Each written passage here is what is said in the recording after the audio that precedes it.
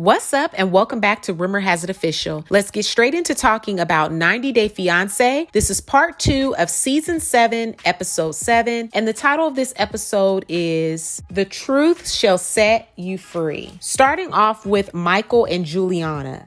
So Michael and Juliana go to sit down with a mediator/attorney to educate Juliana further on what a prenup is. Michael tells the attorney that he plans to keep things separate. She then moves on to Juliana. The attorney wants to know if Juliana has told Michael what her income has been from fashion modeling. And then when she is directing that question toward Juliana, Michael tries to jump in and answer for her. The attorney tells him she wants to hear from Juliana, allow her to speak. Juliana says that she stopped working a few months ago. She then says, if your career takes off, now this is the attorney, if your career takes off, do you want to share it with Michael? Juliana responds saying, if he doesn't want to share, I don't want to share. Michael says that it doesn't mean I'm not going to buy her things or take care of her. The attorney interrupts him saying, those are gifts. Those will be considered gifts. So the attorney believes that Juliana still has a lot to learn and that she's young, which that's obvious, and tells Michael that the prenup has to be fair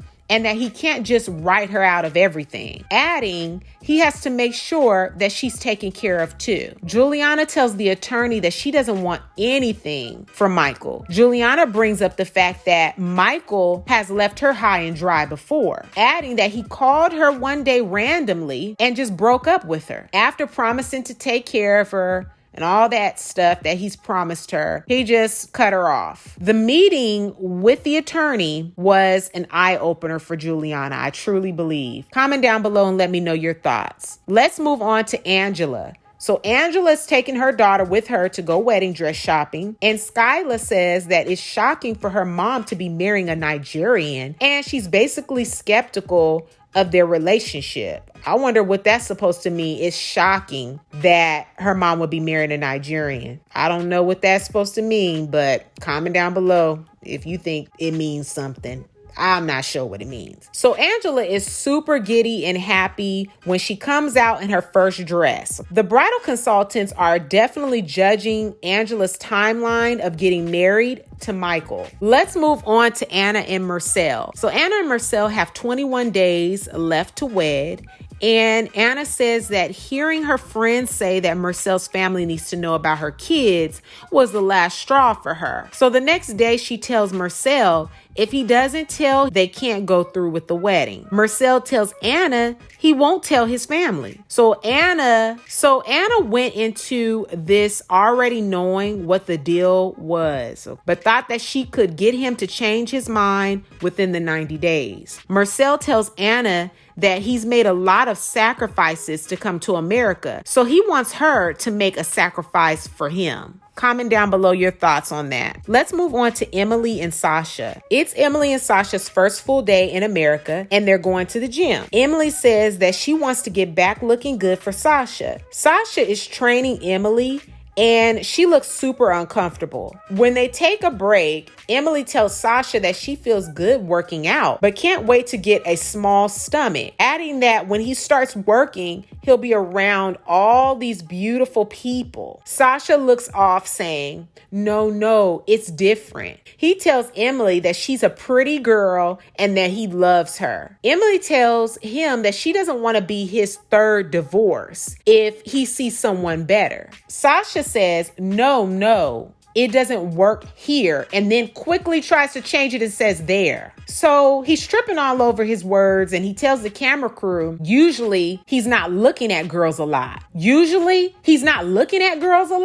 So that means you do look at girls. So he says that he's not looking at girls a lot. They're looking at him. And he's just so full of himself. I really don't like the dude. Once they get back to their workout, Emily tells Sasha once she starts working, he won't have much time to work out because he has to take care of his son. Sasha says, Well, your family can watch him and give me a few hours. He expresses to her that it's important for him to train. This frustrates Emily, and she says that he's going to have to step it up as a father. Comment down below your thoughts on Emily and Sasha. Let's move on to Michael and Juliana. So Juliana is upset in the car and she's expressing her feelings to Michael. And I really don't know how to feel about Michael. I don't know how to feel about his whole vibe during this time. All I can say is hopefully this was a wake-up call for Juliana. She feels like if they divorce, he would just kick her to the curb. And he probably would. I don't know what it is, but I just felt like he was...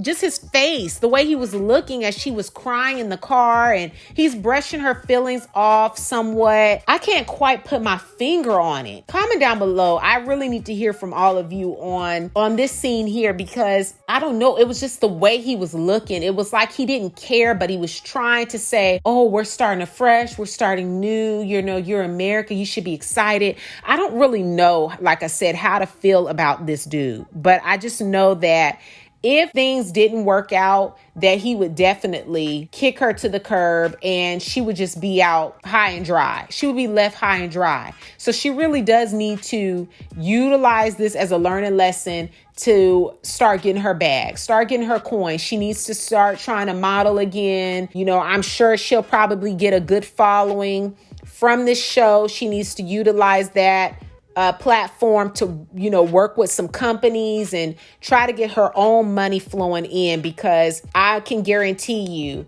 if things go south within their marriage, that she'll probably be left with nothing. I don't know. Let's move on to Mike and Natalie. So Natalie is stressed out, okay? The next morning when Mike comes into the kitchen for breakfast, she tells Mike that he's capable of making his own coffee. Her mom is talking to him about babies, and Natalie doesn't want to translate. She tells him to get his phone and use Google Translator to understand her mom. Her mom is just talking. She's telling the daughter, tell him what I'm saying. And it's just too much going on. You know, the energy, the vibe, you know, it's just, it's so much tension going on at this table. So Natalie starts crying, saying that her mom puts a lot of pressure on her when it comes to having kids. They need to get to know each other a little bit more. To me, it's just, everything is rushed. It's just too much going on, like I said, at this table. Natalie is crying.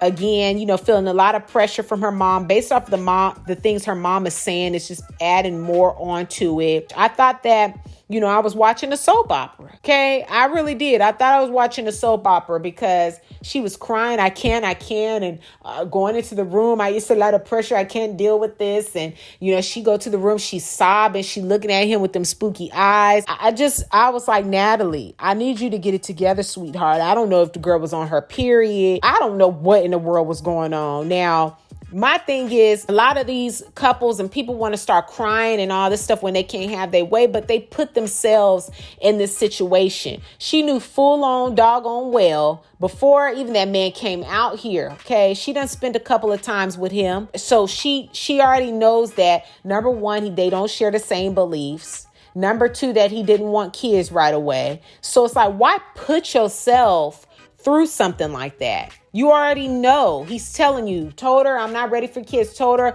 I don't go to church. I really don't believe in the Lord. I believe in aliens. So if you know all of this, why continue to pursue something? I'm all about nipping it in the bud. If I meet somebody and we don't share the same views, we don't have the same foundation, we don't believe in the same things, why would I continue in a relationship? I feel like people are so desperate to be in these relationships that they settle. Stop settling.